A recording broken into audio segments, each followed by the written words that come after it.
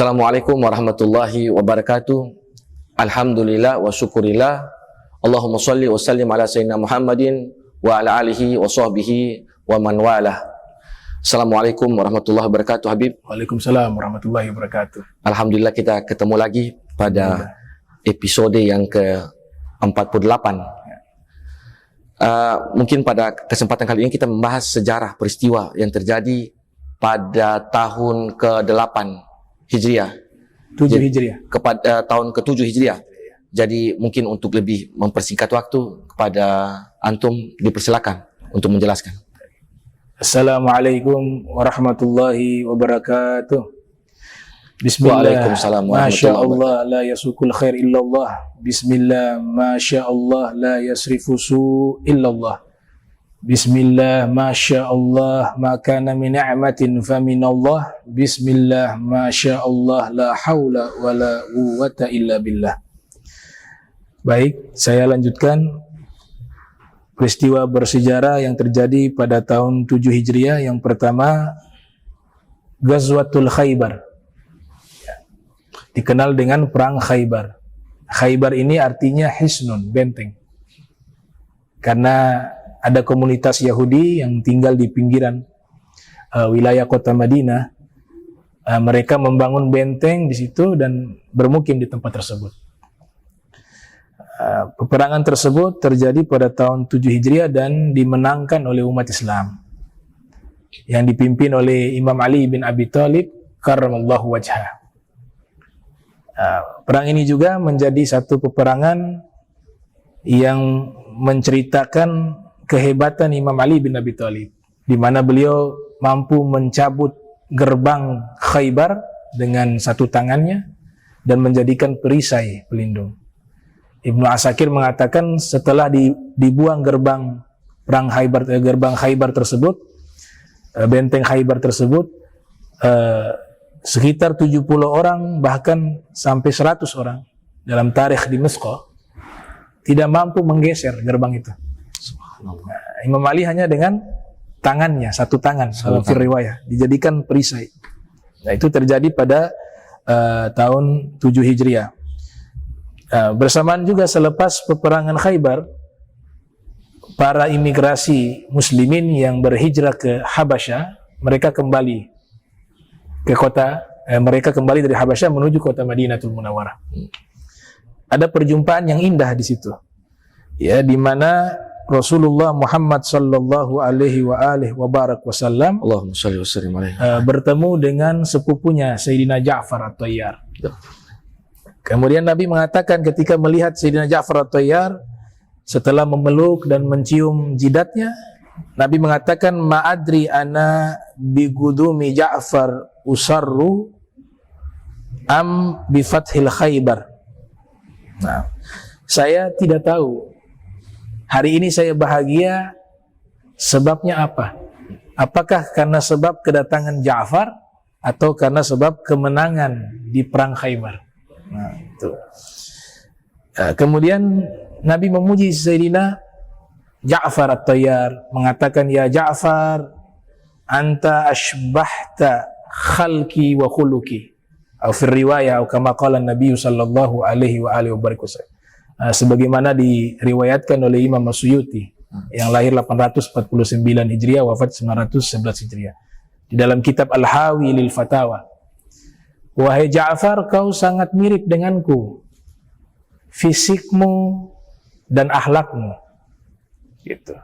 Sayyidina Ja'far bahagia mendapatkan sanjungan dari Nabi. Beliau berputar-putar di hadapan Rasul. Subhanallah. Ya.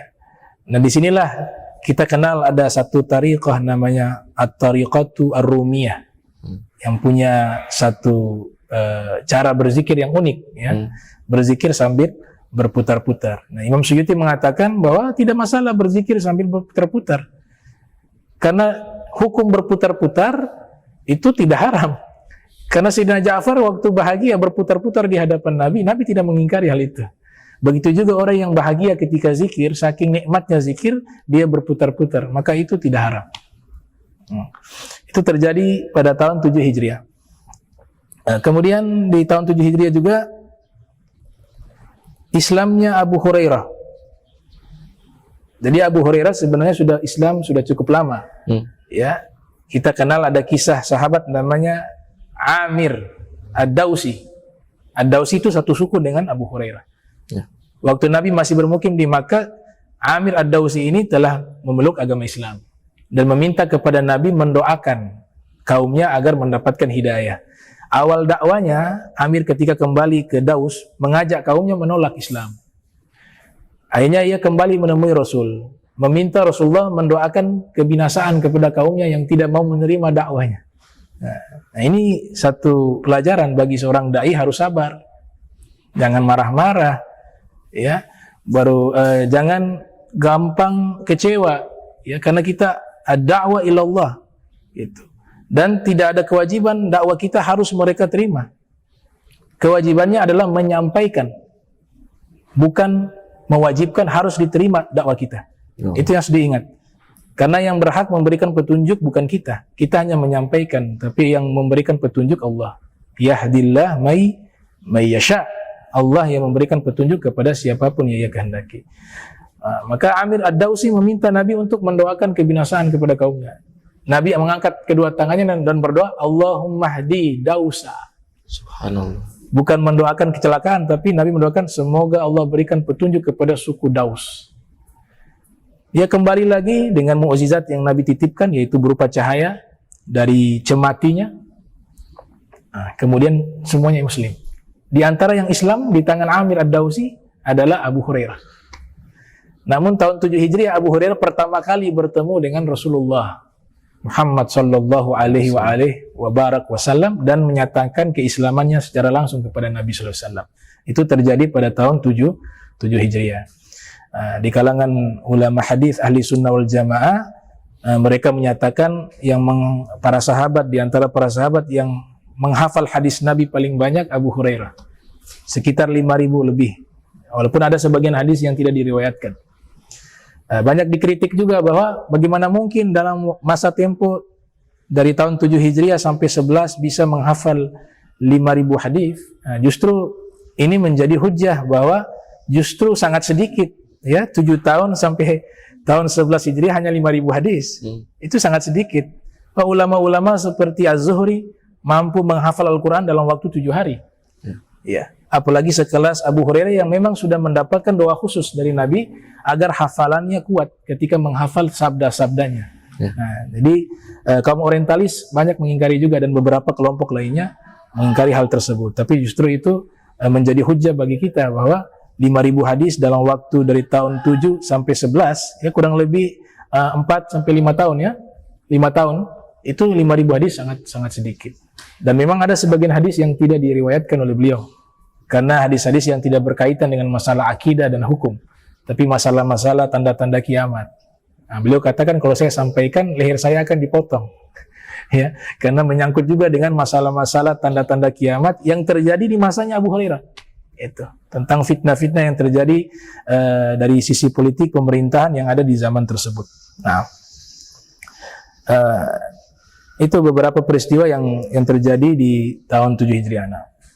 Terima kasih atas penjelasan antum. Mungkin pada kesempatan ini saya ingin mengambil suatu pelajaran bahwa tadi disinggung tentang ketika terjadi peperangan Khaybar.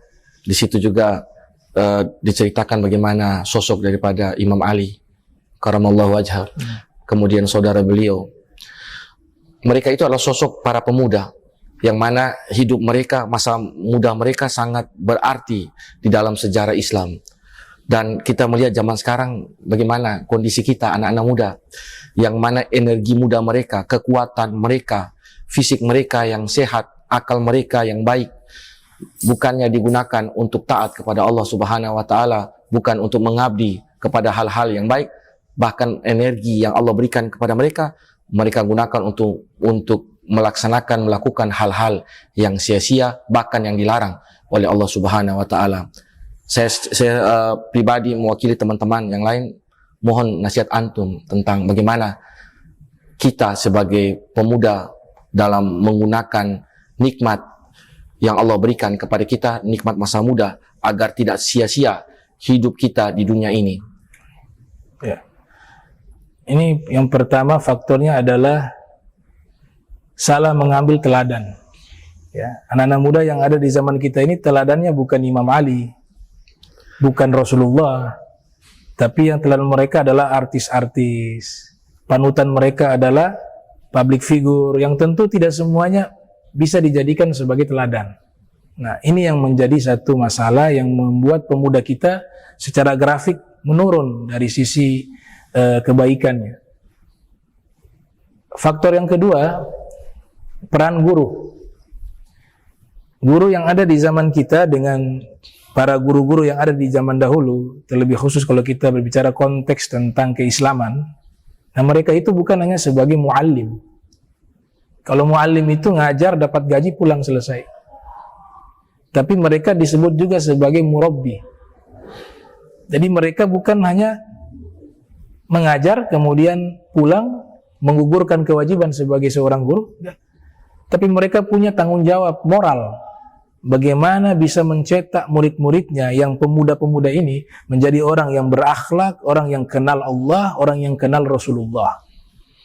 Nah, di zaman kita sosok-sosok ini bukan tidak ada ya, tapi kurang dibanding hanya sebagai guru yang mengajar. Nah, jadi kita harus menjadi muallim yang murabbi. Ya. Kemudian yang ketiga, guru ini harus punya keteladanan. Ya, kita kenal pepatah mengatakan lisanul hal afsah min lisanil maqal. Ya. Keteladanan itu lebih fasih daripada sekedar ucapan.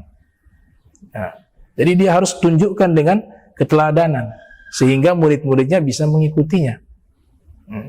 Kemudian yang keempat, faktor keempat adalah sang guru ini bisa memimpin dirinya. Kalau dirinya sendiri tidak bisa dia pimpin, bagaimana dia bisa memimpin muridnya? Bisa memimpin umat.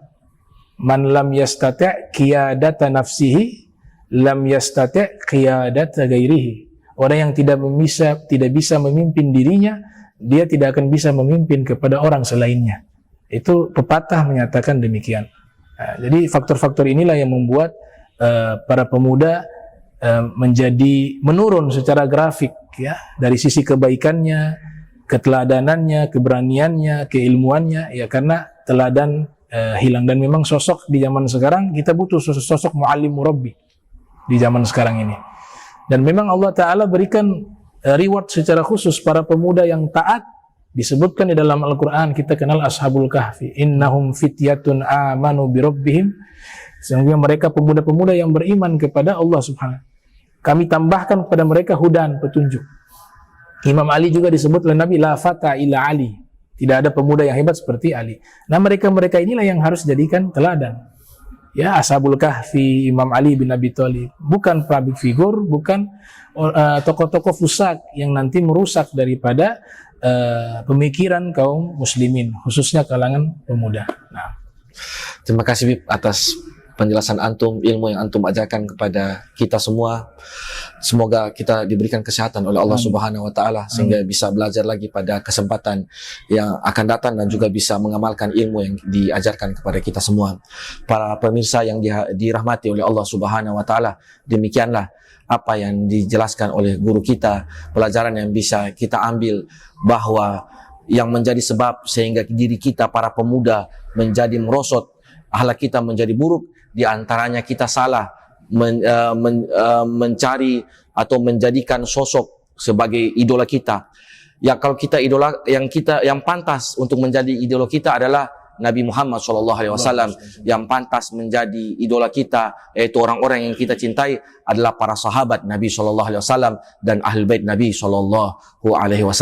Dan juga kita diwajibkan jangan hanya sebagai teman-teman yang berdakwah, yang menjadi guru, kita berusaha jangan hanya berdakwah dengan lisan, tetapi dakwah juga dengan perbuatan kita. Sebagaimana guru kita tadi sampaikan bahwa kadang-kadang dakwah dengan perbuatan, dakwah bil hal itu lebih memberi pengaruh yang lebih kuat daripada dakwah dengan lisan. Demikianlah apa yang bisa dijelaskan pada hari ini. Kami minta maaf kalau ada kesalahan. Assalamualaikum warahmatullahi wabarakatuh.